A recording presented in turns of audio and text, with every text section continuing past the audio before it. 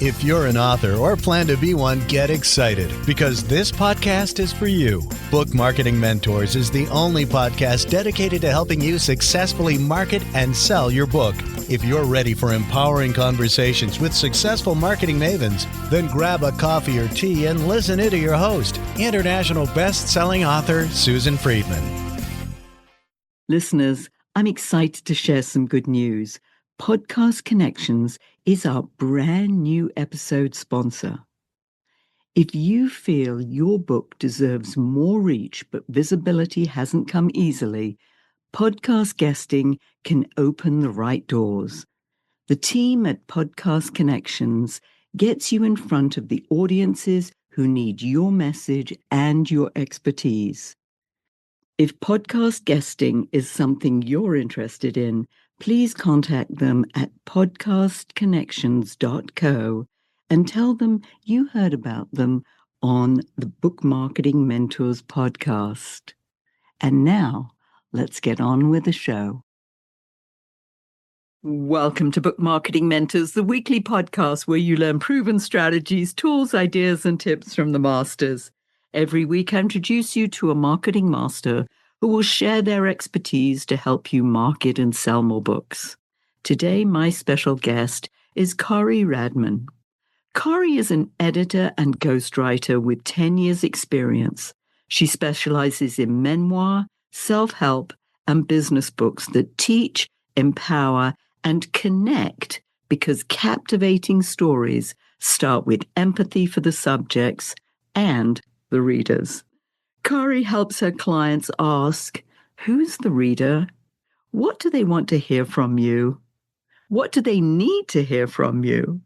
We start there and follow that thread until the work is done. Kari, what an absolute pleasure it is to welcome you to the show. And thank you for being this week's guest expert and mentor. My pleasure.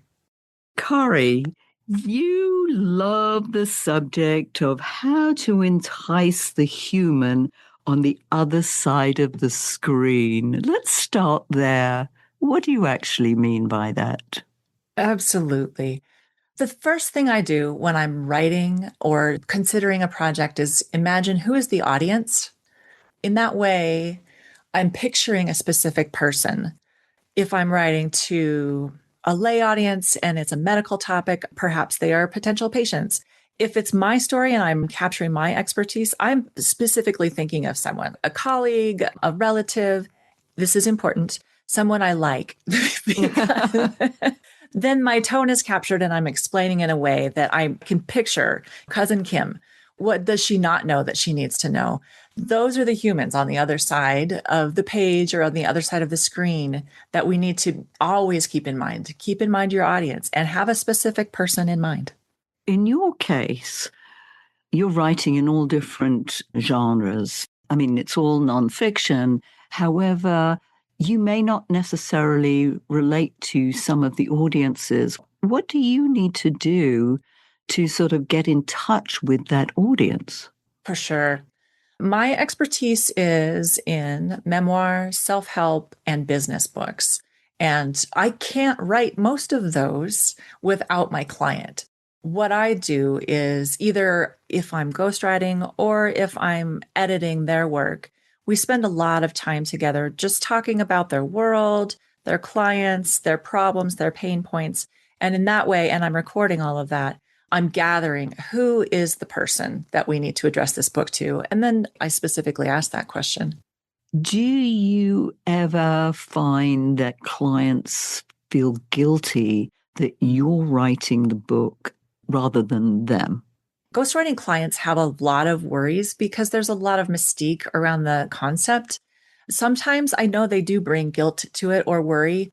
And the answer is they shouldn't, because I can't write that book without them. I'm not a financial expert or a doctor or any of their areas of expertise. So I am a hired helper.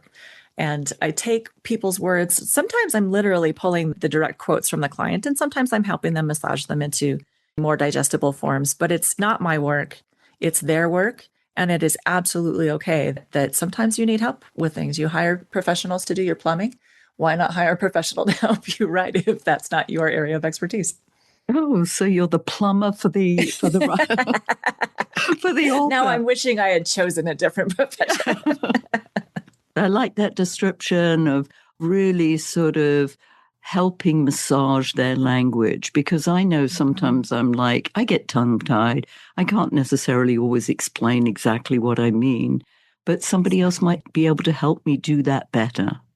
Absolutely. That's what editors are for. That's why we have outside readers come and help you with the project so that they can tell you when you've gone a little too far afield, or when that image that you think is crystal clear makes no sense at all. You do need outside people, and all the better if you've got someone who's got many years of experience doing it. Mm. So there's so much noise out there and millions of books that are being published every year. Authors often struggle with the fact that how can they really hold their readers' attention? Because, as we say, because of the noise, because there's so much else going on, how can we make them want to read the book more or even listen to the book more? What we need to do is remember that we are all humans, and humans are story making engines. We are constantly looking at images or thinking about stories. We're making meaning of the things that happen in our lives. And you can harness that tendency of humans and put it on the page.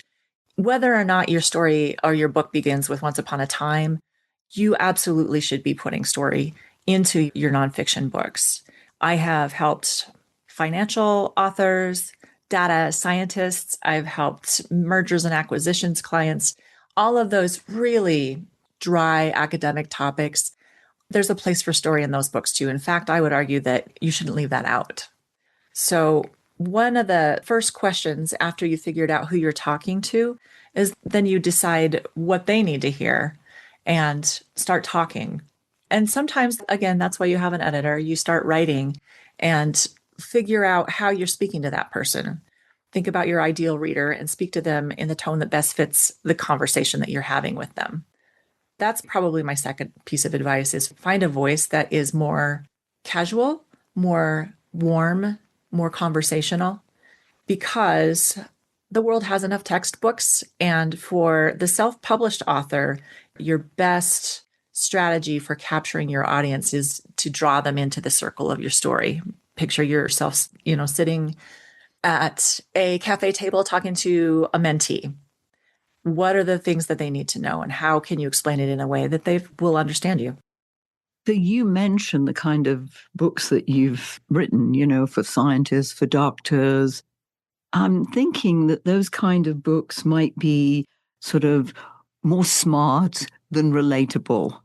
Yeah. So how do you turn that around? Is it with story? How can you make that relatable? It is both story and voice.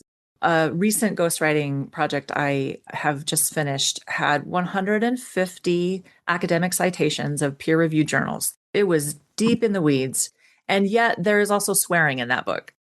It is possible to do both. You can't fake that. This needs to be your voice. If you don't swear in your book.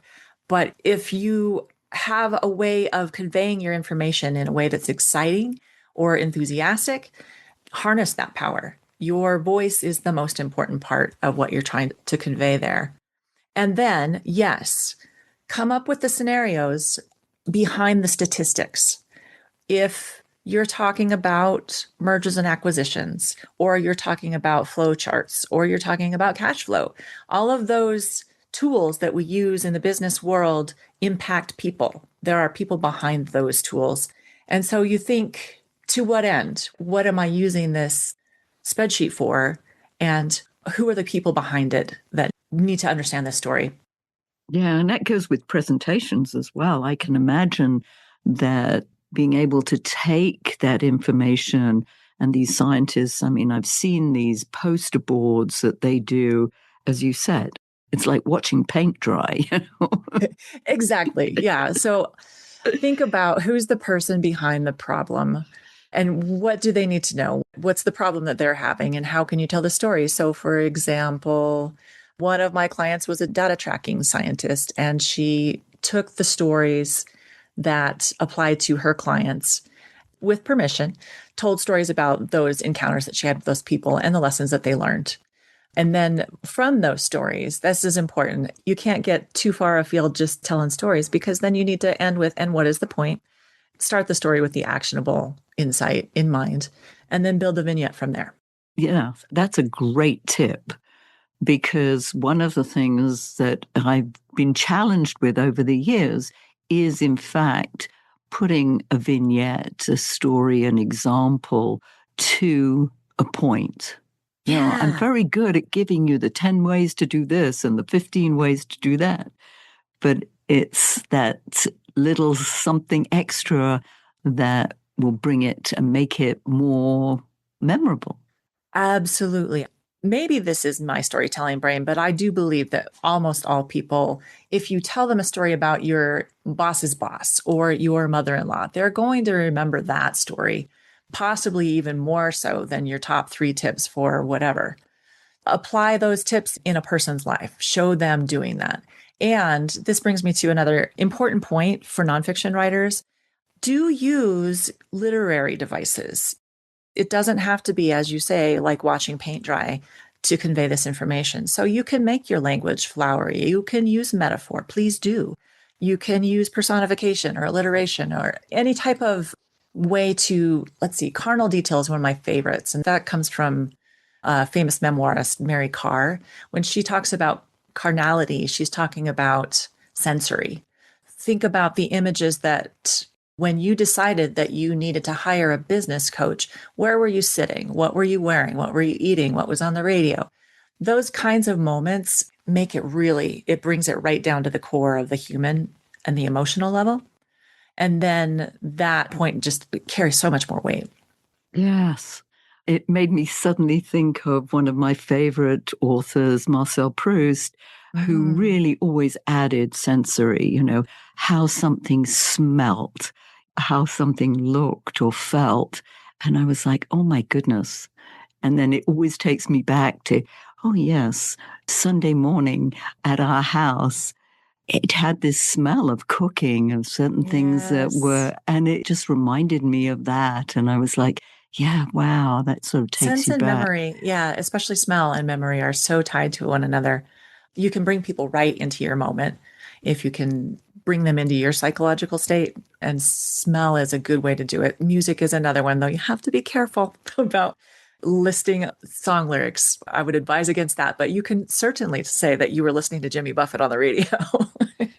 Yeah, and you're very right about be careful about using song lyrics, because you don't have permission to do that unless, of course, you get permission to do it. Right. So, yes, you do have to be very, very careful with that. That was a good point. Now, especially with something, you know, educational, instructional, when is there too much story versus too little? I mean, what's the fine line? Is there a rule of thumb maybe that you would use? It is possible to get way too much story and not enough information, not enough meat on the bone. I would say 1 or 2 pages of story is probably maximum, and then tell them why you're telling that. In fact, you might even start the story with tell them why you're telling them that, then tell them, and then tell them again why you told them that. The point being that visually, when you're looking at the page, it should have some solid text, but then there should be some bullets or a pull quote, or in some way break it up about every 2 or 3 pages. And that's my general rule of thumb is about every 3 pages, you need to emphasize what you're trying to say. Yeah, because there's a lesson or there's a method, something Action that you want item. them to, an action item, exactly. Definition, yes. Yeah. If you want to get it right down to the nitty gritty, I would say yes, about 700 words of story. But not all at once. That would be within a chapter or within the whole book? Within the section. Within the section. Okay, cool. Okay, that's good to know. No more than. No more, no less. Okay, so let's keep on this thread of story, because what about boundaries of sharing personal stories? What's too much information versus too little information? Absolutely. Because I also work with memoir clients, I've had an awful lot of opportunity to sit with people working through some really hard things. One of my favorite types of book to help with is a memoir/business hybrid book that has personal stories, kind of, how did you build this type of format? Those are a lot of fun and really captivating because you can, as a reader, just kind of take the ride and see how this happened and when and why. It's important to think about who's going to read this, because when you start recording personal stories, sometimes the stories just want to be told. You can get to the point where maybe that was a little too raw, a little too personal. And so my advice to clients when we're talking about especially revealing hard things is to think about who's going to read this. Sometimes you may have to write it down just because the story wants to be told and it won't get out of the way unless you've written it down, but it doesn't necessarily have to be in the book.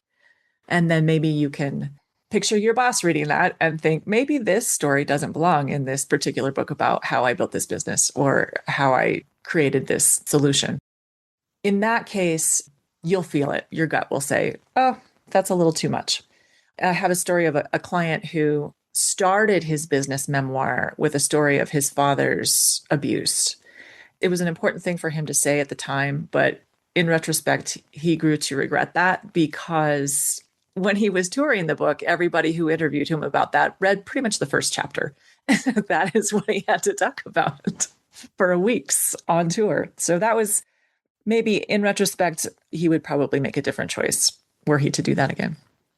Yeah, which led me to thinking about mentioning family members in your book. I mean, is there a rule of thumb? Do you have to get permission? You need permission to share other people's stories, although it's your story and how you experience the world is going to include other people. But if you intend to have an ongoing relationship with those people, it's probably a good idea to check in with them, run it past them, and see if there are any too revealing details that they would like you to take out. If you have permission, then go for it. Subcategory of that is your children. Parenting is such a personal, transforming experience that many people's stories feature their kids.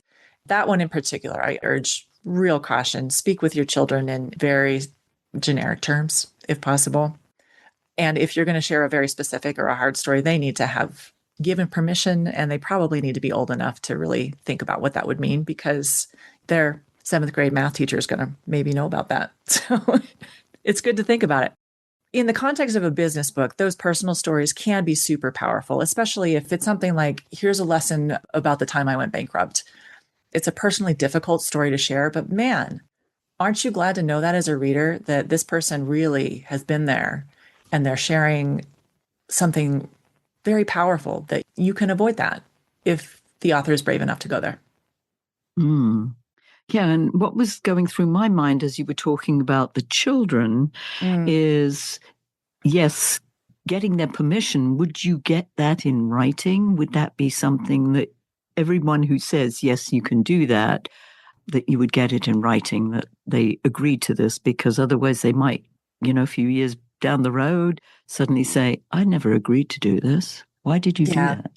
Best practice is to get it a written permission statement that you can save in your files.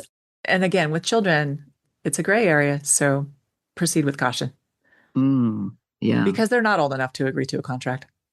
Although these days there are children who are suing their parents, so exactly. They can get someone to stand in for them. Right. All of those moms who blogged for so long, I think, have helped us think about, is this a good idea? A lot of the folks who spent many years recording the wonderful things that their kids did growing up have maybe changed their mind about how much of that they should have shared. I know our readers love when we talk about mistakes. What are some of the biggest mistakes that you find authors make? It can be hard to know when you've over-explained or under-explained, which is why it's good to have an editor or a book coach or a mentor of some kind who can look at your writing and say, I have no idea what you're talking about, or, wow, that went on a little too long.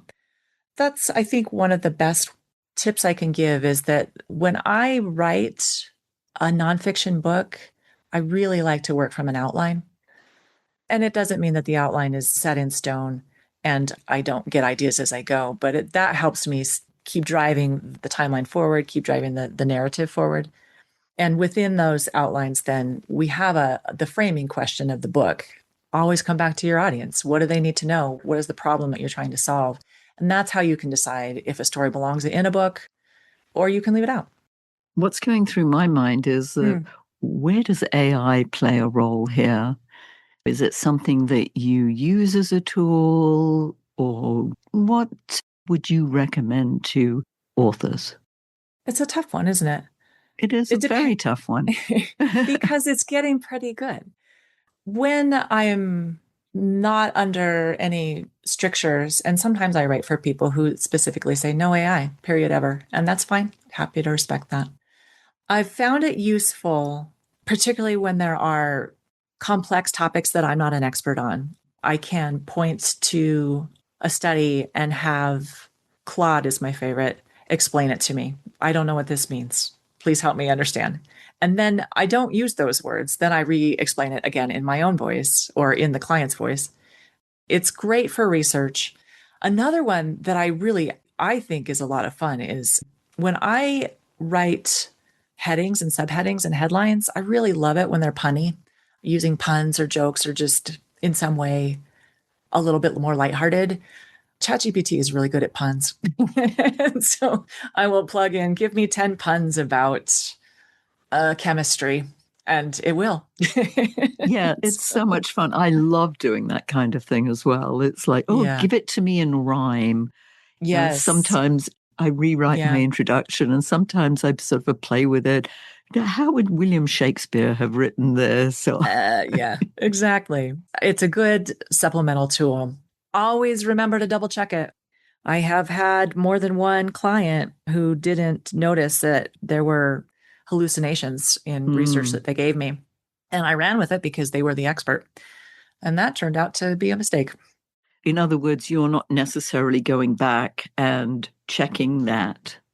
If someone has, with an expertise in an area, has given me material and said, this is what I want you to use as a resource, I'm just going to say, okay, let's go.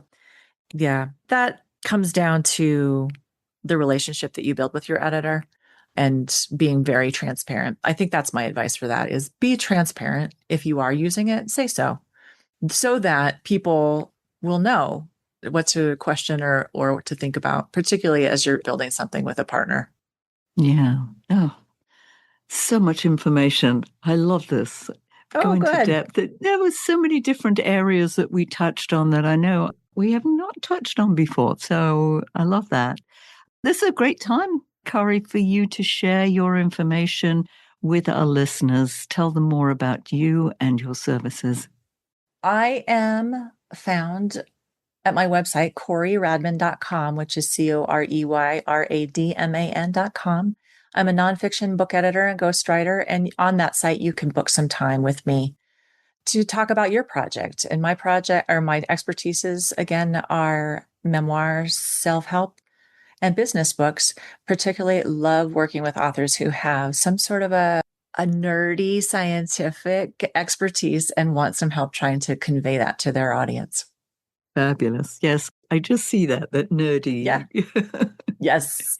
Fun fact, I was a teacher at a science museum for many years. So tell me all about your physics question. I would love to know. I remember I was doing trade show training.